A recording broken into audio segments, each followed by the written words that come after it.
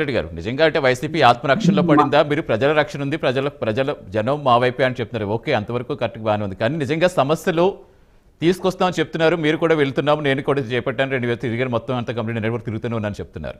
But ఏంటంటే ఆ సమస్యను పూర్తిగా పరిష్కారం తీసుకువెళ్లే విధంగా ఏదైతే డెడ్ లైన్ విధించారో దాంట్లోపు ప్రజలకి ఆ నమ్మకం చేకూర్చే విధంగా ఆ ప్రయత్నంలోపు ఏమైనా కనిపిస్తోందా?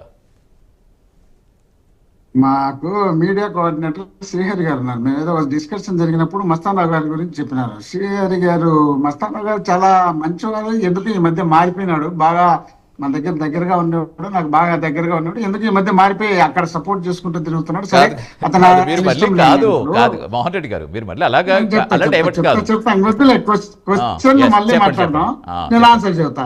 ఇప్పుడు మస్తాన్ రావు గారు చెప్పినట్టు జగన్మోహన్ రెడ్డి గారు కోటి సంతకాల కార్యక్రమం పెట్టిన తర్వాత ప్రతి నియోజకవర్గంలో, ప్రతి మండలంలో, ప్రతి గ్రామంలో మా పార్టీ క్యాడర్ తో పాటు అక్కడ ఉన్నటువంటి ఇన్ఛార్జి నియోజకవర్గ సమన్వయకర్తతో పాటు మమ్మల్ని పరిశీలకులుగా పెట్టినటువంటి వ్యక్తులు మేము పోవడంతో పాటు డైలీ అప్డేట్ మేము పార్టీ ఆఫీస్ కు పంపిస్తూ ఉంటాము. పలానా రోజు పలానా చోట పలానా కార్యక్రమం పాల్గొన్నారు, పలానా వాళ్ళు పాల్గొన్నారు, పలానా ప్రజలు ఇంతమంది పాల్గొన్నారు అనే మెసేజ్ ఎప్పటికప్పుడు ఇస్తూనే ఉంటాం పార్టీ ఆఫీస్ కు.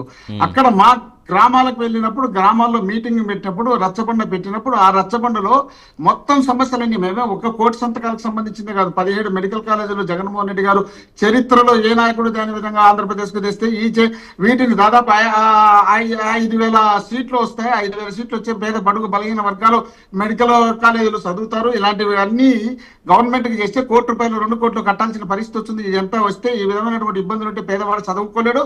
కానీ ప్రైవేట్ పరం చేస్తే ప్రైవేట్ వాళ్ళ దగ్గర మనం ట్రీట్మెంట్ తీసుకోవాలంటే చాలా కష్టంగా ఉంటుంది. అదే గవర్నమెంట్ అయితే చాలా తక్కువగా ఉంటుంది. అదే విధంగా వాళ్ళు చేస్తున్నటువంటి కూటమి చేస్తున్నటువంటి సూపర్ 6 ఇప్పటికే ఫెయిల్ అయినారు. ఆ సూపర్ 6 పేరు మీద అనవసరమైనటువంటి ప్రచారం చేసుకుంటూ ఖర్చు పెట్టుకుంటూ తిరుగుతున్నారు. అనంతపురంలోని సూపర్ 6 పెడితే అటర్ ఫ్లాప్ అయింది. అదే విధంగా వీళ్ళు చేస్తున్నటువంటి ఆ సూపర్ 6 లో వీళ్ళు విపరీతమైనటువంటి ప్రచారం చేస్తున్నారు. మేము 90% చేసినామంటున్నారు.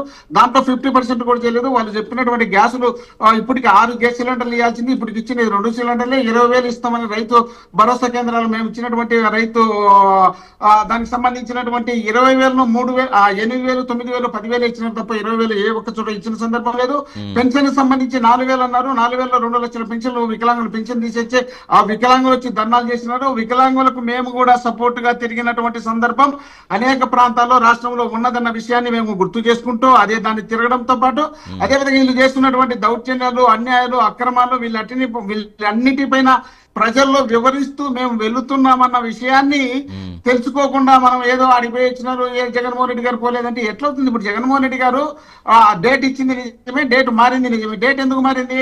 బీహార్ ఎన్నికలు జరిగినాయి. ఇక్కడ రాష్ట్రంలో 2 సార్లు తుఫాన్ వచ్చింది. తుఫాన్ వచ్చినప్పుడు తుఫానుకు సంబంధించినటువంటి సమస్య ఉన్నప్పుడు మనం అక్కడ తుఫాను సమస్యలు ఇచ్చిపెట్టేసి దీనికి సంబంధించి మనం సీరియస్ గా తీసుకోవడం అంత మంచి పద్ధతి కాదు కదా అనే ఉద్దేశంలో భాగంగా టైం పొడిగిస్తే దాన్ని కూడా మనం తప్పులు పట్టే పరిస్థితి తీసుకురావడం అయింది. మాకు ఆల్రెడీ ఎప్పుడో నేను చెప్తున్నా కదా, నేను పరిశీలకుడుగా వెళ్ళినప్పుడు అక్కడ ప్రాంతాల్లో మొత్తం పూర్తి అయిపోయిన తర్వాత కొన్ని చేయాల్సి వచ్చినప్పుడు